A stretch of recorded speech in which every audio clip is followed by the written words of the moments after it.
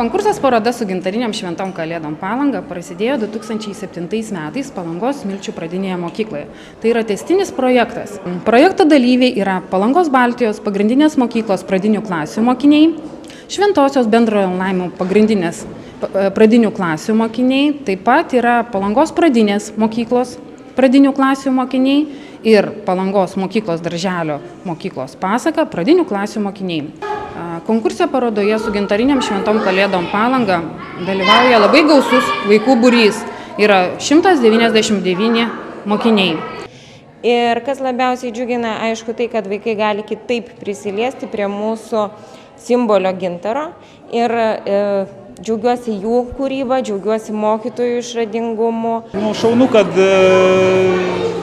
gan gausiai kai kurios ypatingai mokyklos, pradinė mokykla, iš tikrųjų 92 darbai, reiškia, ir ten daugybė mokytojų prisidėjo prie šito, kaip pasakyti, netgi šiek tiek stebėsi, kad, reiškia, šio laikinių, reiškia, metu, kai vaikų kūryba, reiškia, apsiriboja dažniausiai tik tais, reiškia, būnant socialiniuose tinkluose ir, reiškia, ir spaudinėjant mygtukų šaudiklio, reiškia, kad vaikai, berniukai, mergaitės, iš tikrųjų, tokių,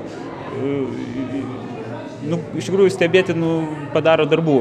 Kūrė tokius nuostabius darbelius ir dabar pabandysime paskelbti nugalėtojus. Tai Palangos Šventosios bendrojo lavinimo pagrindinės mokyklos pirmos vietos nugalėtojas už kalėdinį atviruką. Šitame projekte šita taurė bus perleidžiama kiekvienais metais, bet šiais metais atitenka būtent jūsų mokyklai. Džiaugiamės Palangos skyriumi, kadangi ėmėsi iniciatyvos būtent šitą renginį organizuoti. Sužinojimas apie skyrių, apie pačią instituciją, apie galimybės būtent mokytis poilsio paslaugų agento, to, ką žmonės čia daro, kur yra gilios senos tradicijos, kas ir tokius, kaip sakoma, galbūt ne mokyklai būdingus šokius ir apdarus, o čia mes pamatėm tą grožį, tą tokią senovinį galbūt grožį, sugrįžom į tą praeitį kažkiek.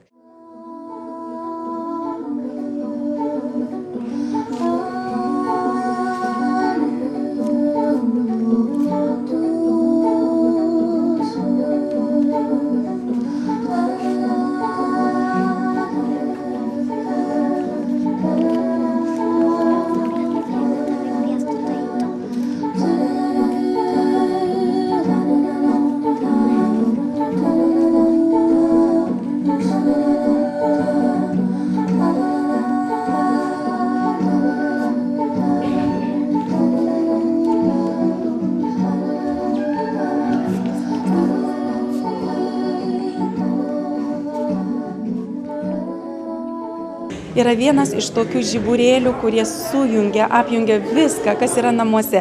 Šiaip reta būna tokių renginių, kad įsijungtų ir tėvai. Tokiu atveju šitos kalėdų šventė dar ilgai būna ne tik per pačias kalėdas, bet kaip matote, iki sausio 26-osios. Vėlgi kalėdų dvasia bus su mumis, o ko reikia geriau? Labai daug vaikų dalyvauja kiekvienais metais, tai mus šiandien labai nustebino šitas prizas. Būtent gauta taurė.